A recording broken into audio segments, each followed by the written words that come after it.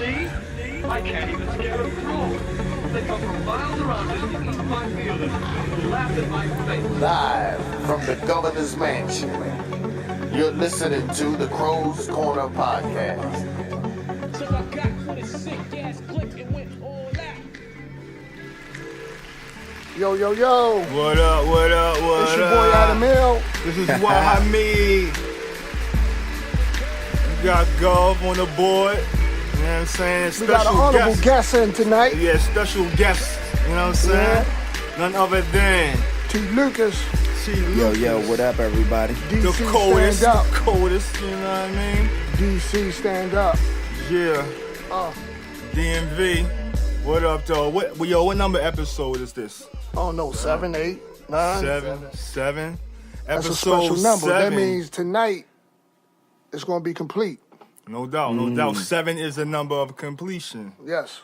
That's, a little bit of crow knowledge. You know how I start this off, and, all of us are married men and engaged or married.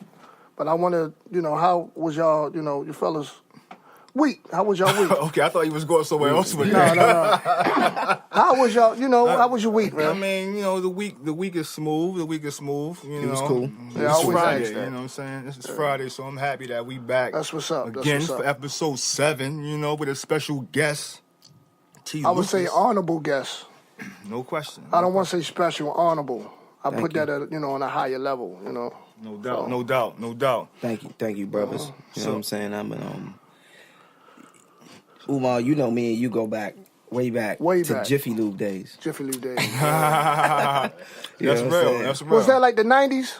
Yeah. Late Everything 90s. happened. Everything late happened 90s. in the 90s. Late You know what I'm 90s. saying? Gloomy 90s. I hope you was there. If you missed it, I'm sorry. You know what I mean? Timberland boots. Yeah, it's over now. Yeah. That golden era ain't never coming back, but it's gonna be another era that's gonna shine. No You know what I'm question, saying? no In a question. different light. No question. So tonight's segment, Tonight's segment, we're going to dig a little deeper into this whole sexual assault culture, this Me Too culture that is really prevalent nowadays, more so because you got political components to it.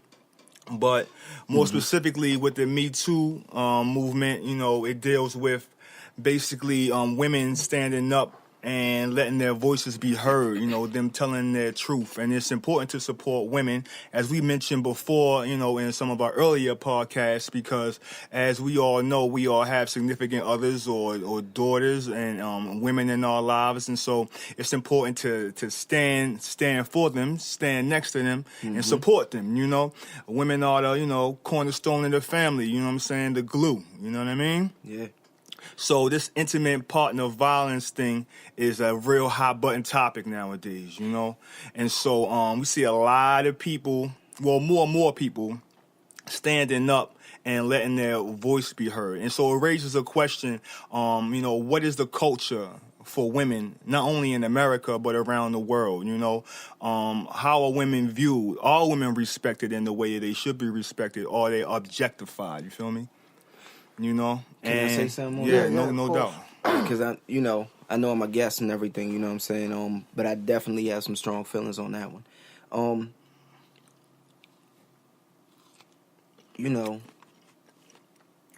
God may be a woman.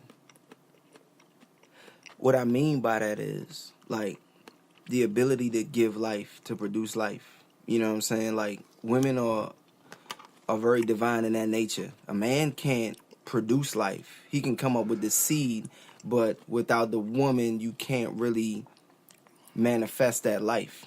It'll just be a seed. So I feel like women should be held at a whole different plateau, or at least for what they really are.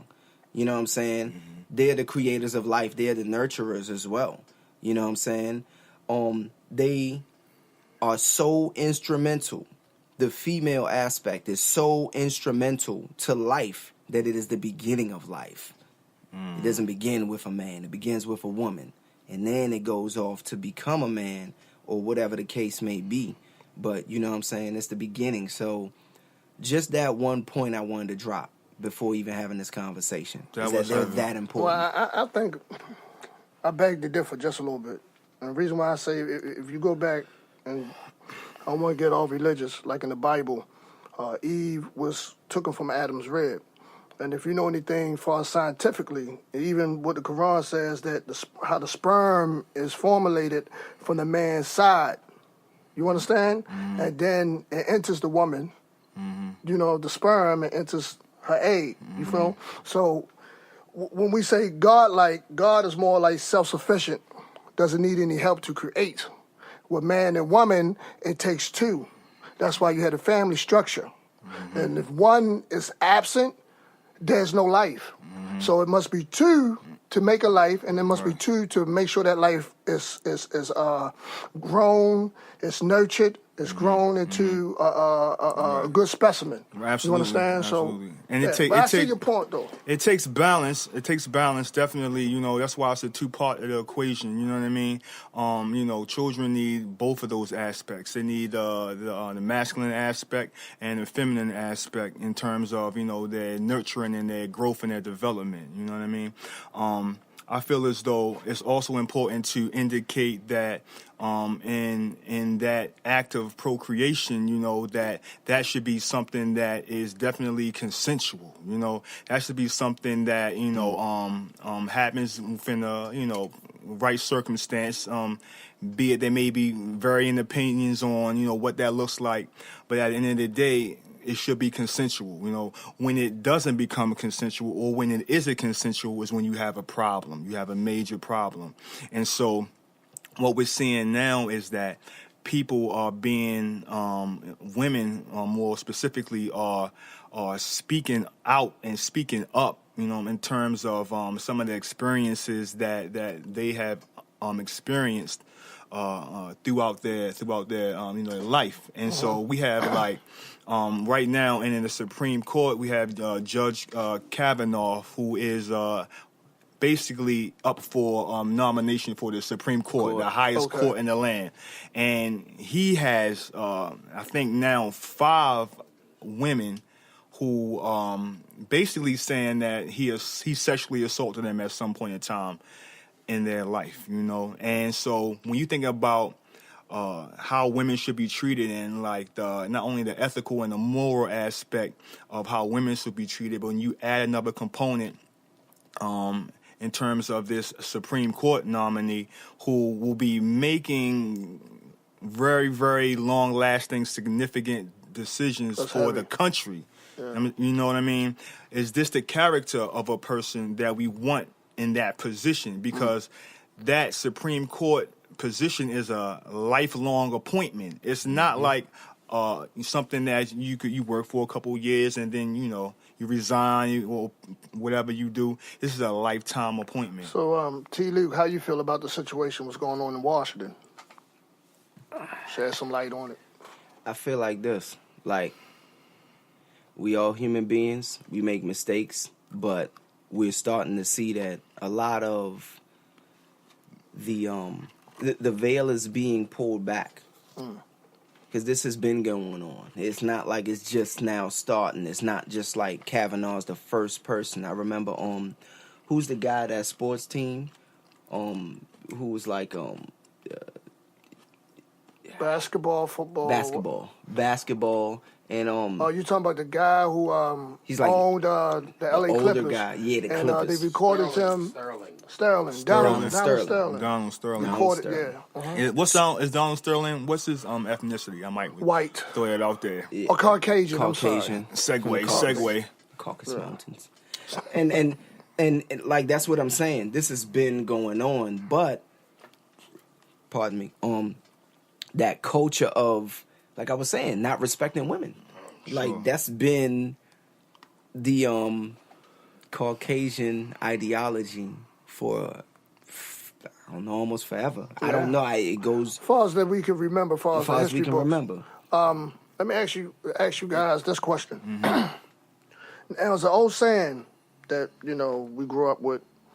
If you dress like a security guard, I'm going to call you a security guard. Mm-hmm. If you dress like a hoe, I'm going to call you a hoe. Mm-hmm. Now, how do you look at that?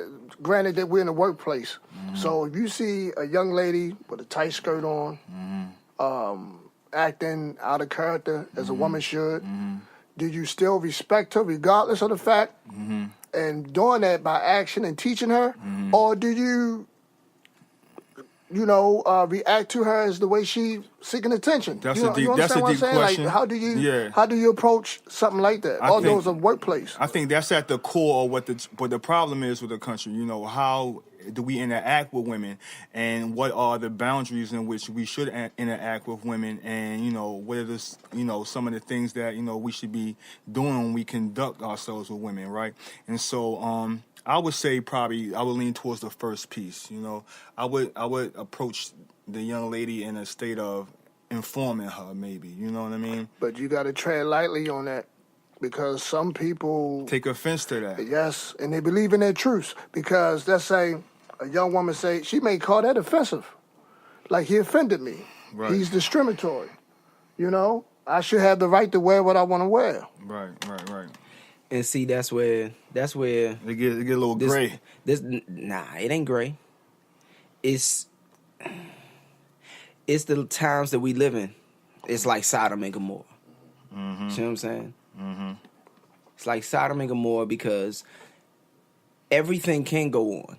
Everything did go on, like in Rome and the bathhouses and all that stuff. You know what I'm saying? Like, everything done going on. So what do you stand for?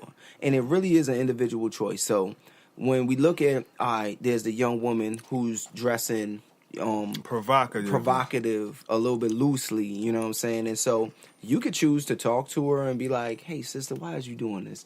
Like the dude who go up to the stripper in the club, why is you in here doing this? Like, why are you in the strip club? Or you could be like, hey, you putting it out there, so I'm gonna take that.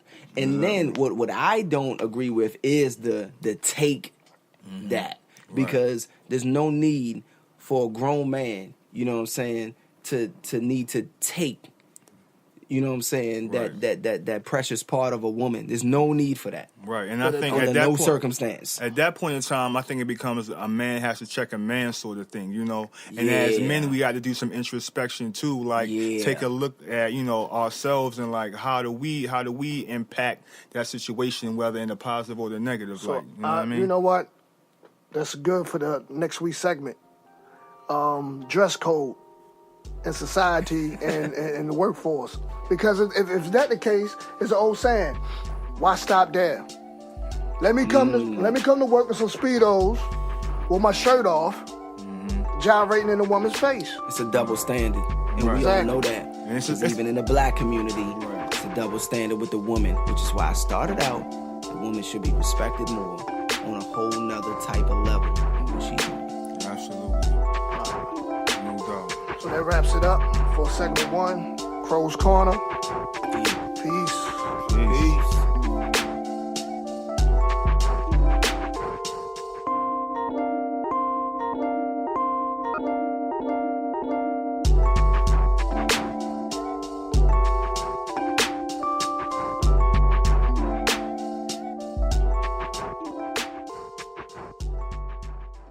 Krows Corner Podcast, brought to you by Jim Crow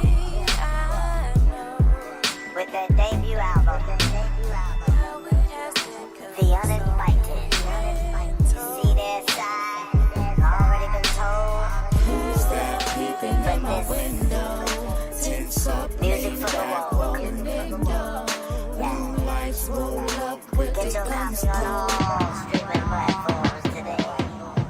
Very much with the protesters. These young men are incredibly angry. Oh, it's already started? Yeah. Oh, my bad. No, you good.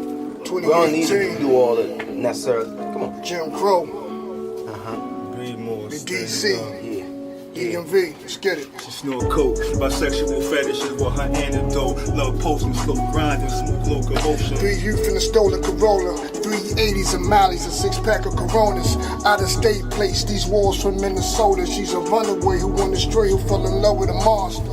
with a monster. A monster, a heart was beating so inadvertently. I try to break it down like it's deconstructive surgery. Seen her on the table, laying dead from emergency. Domestic violence, her face is sweeter than Sarah Lee. Stormy weather, chick for matrix and tight leather. Practice witchcraft, candlestick wax and hot baths. Mars burst dance in the alleyway. Pink Ferraris, Madonna playing on the freeway. Diabetic chicken while your white bitch cosmetics. Flinching out your headlines, we want the hallways naked. The hallways naked.